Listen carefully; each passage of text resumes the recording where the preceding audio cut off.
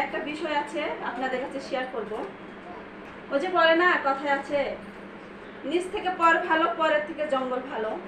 তো আমার এক পাশের বিল্ডিং এর হচ্ছে এক বোন বাচ্চা ডেলিভারি হইতে হসপিটালে গেছে। তো ওখানে তার হচ্ছে আত্মীয় স্বজন থাকলেও নাই।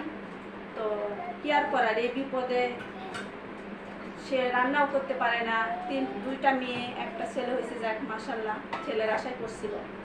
স্বামীর একটু অবহেলা, অযত্নের কারণে এই দশা তার কপালে, এই বোনটি। তো যাই হোক, এই বোনের পাশে একটু আমি আছি। তো মনে করলাম একটু দুপুরে রান্না করে তাকে নিয়ে যে একটু খাওয়াবো মন ভরে। মানুষ খালি ভাই মাছ মাংস দিয়ে ভাত খাওয়ালে হয় না, ঠিক আছে?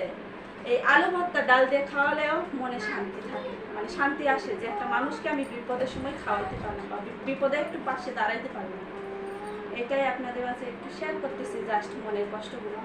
কারণ আমিও অনেক কষ্ট করেই বড় হয়েছি জীবনে। আজকে খাবার ওই বোনটির জন্য নিয়ে যাচ্ছি, এই জন্য মানে হালকা ঝোল খেতে হবে, মানে বেশি ঝালও দেয় না এই জন্য।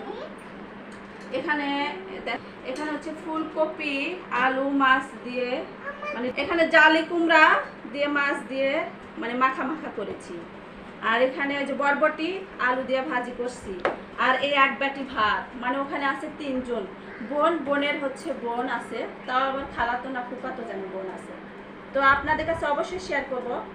তো অবশ্যই দোয়া করবেন ওনার যেন তাড়াতাড়ি সুস্থ হয়ে যায়। আমি ওনাদের জন্য হসপিটালে খাবার নিয়ে যাব। ওখানে দেখা হচ্ছে নেক্সট টাইম। আল্লাহ হাফেজ।